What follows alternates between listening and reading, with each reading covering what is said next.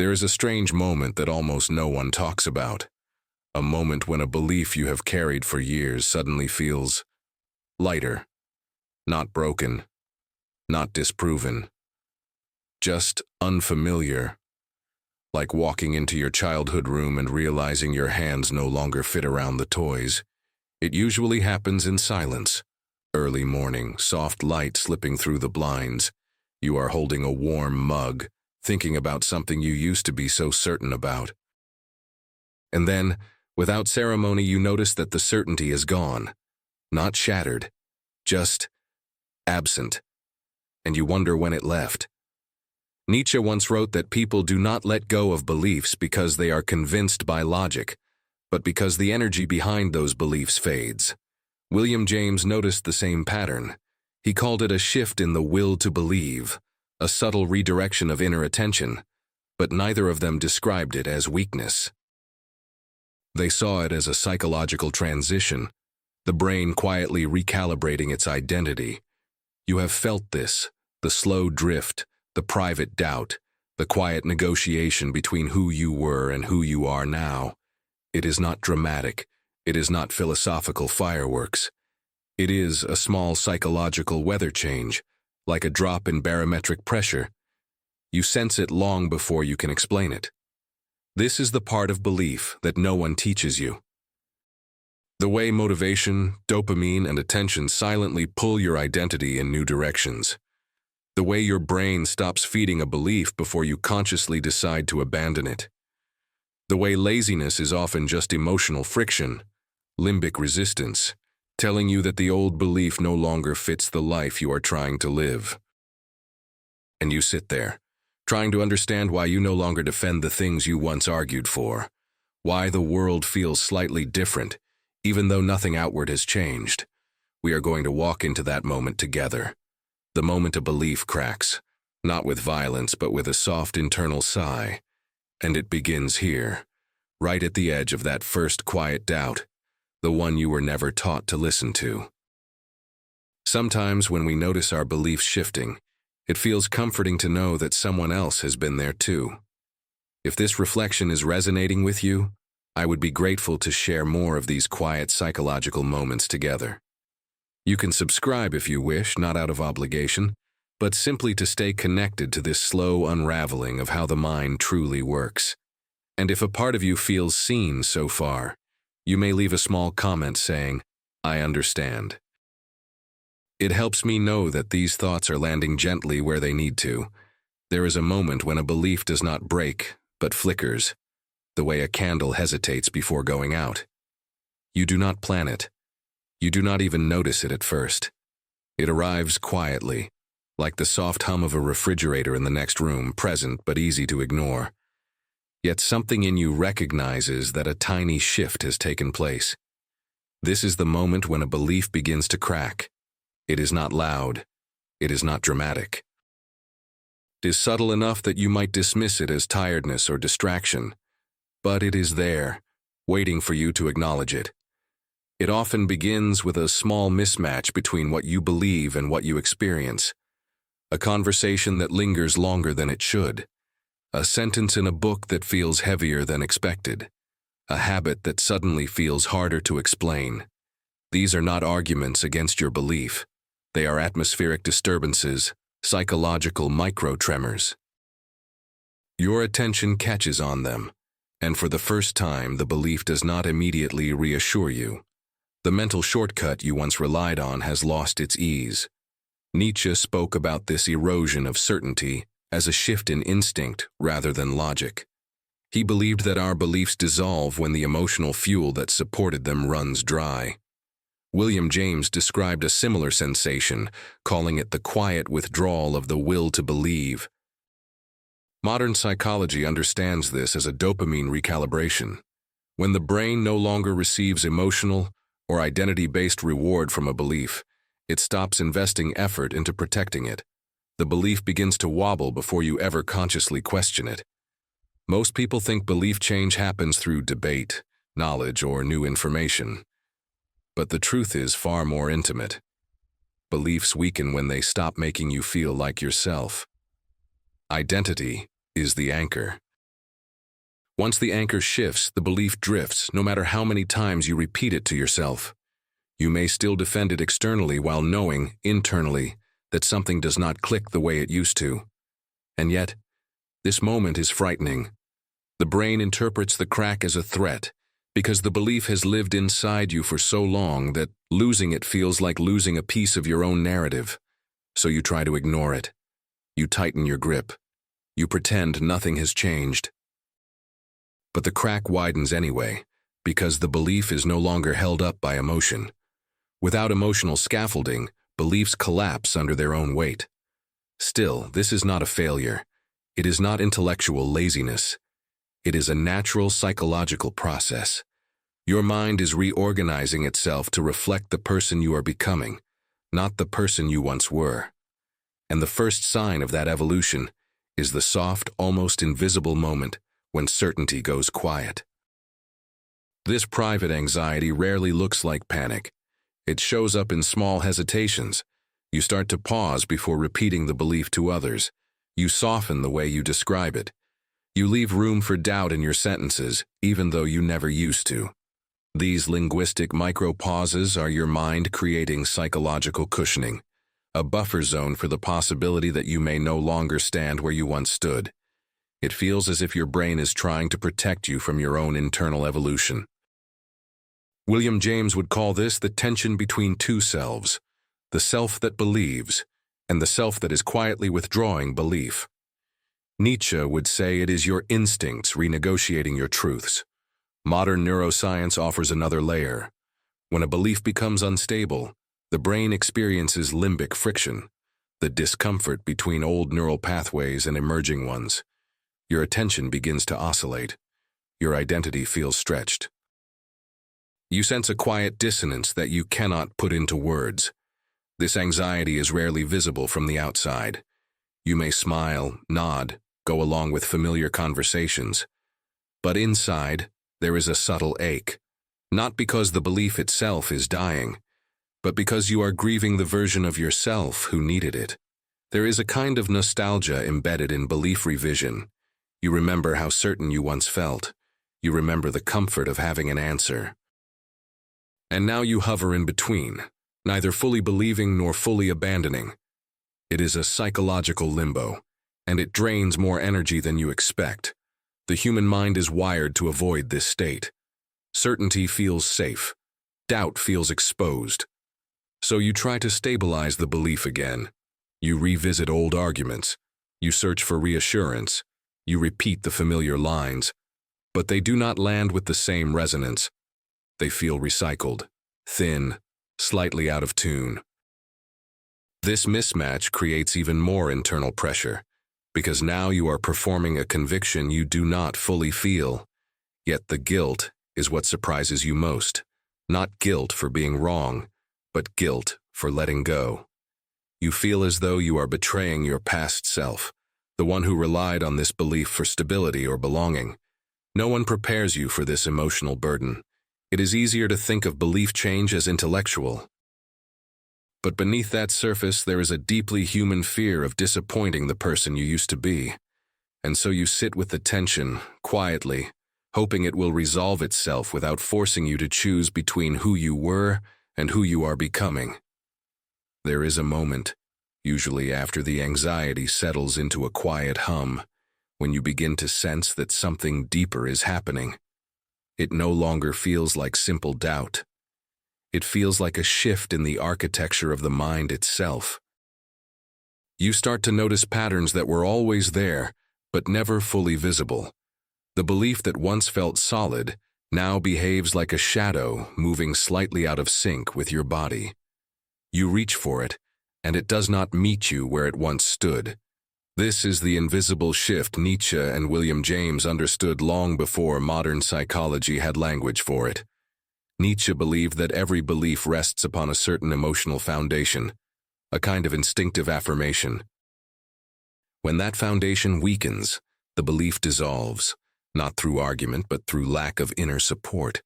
He saw this not as failure, but as evolution, the mind shedding old skin.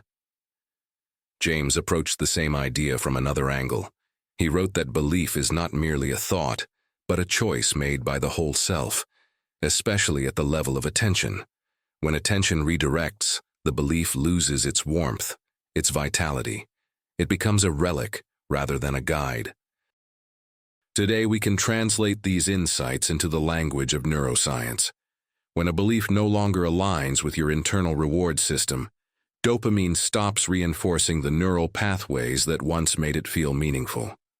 Without that reinforcement, the belief begins to fade. Not because it is false, but because it is no longer psychologically efficient. The brain conserves energy by withdrawing from ideas that no longer serve identity or emotional equilibrium. This is why belief change often feels like laziness on the surface. Your mind simply stops investing effort where it no longer sees reward. The shift is so subtle that you might mistake it for exhaustion, distraction, or a passing mood. But beneath the surface, your attention is reorganizing itself. You start noticing different details, different interpretations, different emotional tones in the world around you. The belief that once filtered your experiences now feels like a lens you no longer wish to look through. It is not that the lens is broken. It is that your eyes have adjusted to a new kind of light. This invisible shift is what creates the strange feeling of distance from your old convictions. You still remember why you believed them. You can still articulate the logic, but the emotional resonance is missing. The belief feels like a room you once lived in but no longer inhabit. You can describe it perfectly, yet you know you have already moved out. And the most surprising part is that you did not choose any of this consciously. The shift chose you. It emerged from the quiet conversation between your identity, your attention, and your changing emotional needs. Belief did not fall apart. It simply loosened its grip, making space for something new to take shape, though you cannot yet see its outline. There comes a point when the struggle softens. Not because you have reached clarity, but because the mind cannot stay tense forever. The anxiety that once made your chest feel tight now spreads out, becoming something gentler, quieter, almost tender. You begin to sense that the belief you once gripped so firmly is not breaking. It is loosening. It is stretching. It is making space for a version of you that no longer fits inside its old boundaries. This is the part people rarely talk about, the gentle unwinding of conviction, the way a belief softens instead of shattering. At first, this softness feels like surrender, as if you are letting go of something important without fighting for it. But slowly you realize that it feels more like relief. The energy you once invested in maintaining the belief is no longer required. Your mind is not abandoning anything. It is reallocating attention, much in the way a plant instinctively leans toward a different window when the light changes. The shift is not an act of willpower. It is an act of alignment. Nietzsche described this stage as the transformation of values, the point where an old instinct loses its authority and a new instinct quietly rises. William James saw it as a rebalancing of inner demands, the moment when the will to believe relaxes and the psyche stops insisting on certainty. Both understood that beliefs do not need to be rejected with violence. They can be released with grace. Neuroscience offers a similar picture. When dopamine stops rewarding the defense of a belief, the brain reduces its emotional resistance. The belief becomes less sticky, less charged, less bound to your identity. The neural pathways remain, but they are no longer electrified by urgency or pride. This reduction of limbic friction feels like a kind of internal exhale. The tension that once made you resist doubt now fades into the background. What surprises most people is that the world around them does not change. The conversations remain the same. The ideas remain the same. What shifts is the weight they carry. You still hear the arguments you once repeated. You still encounter the same stories, the same explanations, but they no longer land with force. They drift past you like leaves carried by a mild current. You begin to feel spacious inside, as if something in you is unclenching. This is not indifference, it is maturation. You are learning to hold beliefs without gripping them. You start to realize that you can understand a perspective without needing to anchor your identity to it. You can let a thought pass through you without chasing it or resisting it. This softening is a sign that your mind trusts itself enough to stay open. And yet, even in this relief, there is something unfinished, a quiet sense that the shift is still unfolding, that the full shape of your new understanding has not entirely revealed itself. There is a calm that arrives only after you stop trying to force certainty. It does not come quickly. It does not arrive with answers. It appears the way morning light touches a room before you are fully awake, soft and indirect, revealing outlines rather than explanations. You begin to notice that the belief you once feared losing has already faded into the background, and yet the world feels stable. You are still yourself, maybe even more so. This is the serenity found in outgrowing old certainties, the quiet understanding that growth does not always announce itself with clarity, but often with peace. At this stage, the mind feels spacious. The tension that once pressed against the edges of your identity has eased, and something inside you has settled into a more honest shape. You are no longer bargaining with the past or defending the person you used to be. Instead, you are allowing your present self to exist without the burden of explaining every change. William James believed that this was the true essence of freedom, the ability to let your inner life expand without needing every shift to be justified. Nietzsche would say that you have stepped beyond old values not by rejecting them, but by outgrowing them from within. Modern psychology mirrors this. When your attention is no longer tied to protecting an old belief, your brain enters a state of cognitive openness. Dopamine is no longer spent reinforcing the familiar. Instead, it becomes available for exploration, curiosity, and learning. This is why, in the wake of belief change, people often report a strange mixture of calm and possibility. Your mind is not empty, it is ready. You are no longer clinging to one narrow path. You can finally see the landscape. This serenity does not erase the past. You still remember the conviction you once held, the certainty you once defended. But the memory no longer stings. It feels like a previous chapter whose purpose has been fulfilled. There is no bitterness toward your former self, only gratitude for the role that belief played when you needed it. You understand now that beliefs are companions, not cages. They walk with you until the path requires a different guide. In this softened space, learning becomes natural again. You are not trying to replace the old belief with a new one. You are allowing new insights to move toward you at their own pace. The mind that once clung out of fear now opens out of trust. You begin to sense the shape of your new understanding, though you cannot name it yet. It feels like standing at the shoreline of a wider ocean, not ready to step in, but finally unafraid of the water. And so you breathe, slowly, fully, knowing that you have not lost anything essential. You have simply made room for what is next. If this moment resonates with you, you may leave a comment saying, "I am ready." It is a small acknowledgement of the quiet courage it takes to change. If you felt something while listening to this, even something small and quiet, I want to thank you for allowing yourself to stay with the story all the way to this point. These moments of inner shift are easier to ignore, yet you chose to sit with them, and that means more than any number on a screen. If you would like to continue exploring the hidden psychology behind focus, motivation, identity, and the strange ways our minds evolve, you are welcome to subscribe.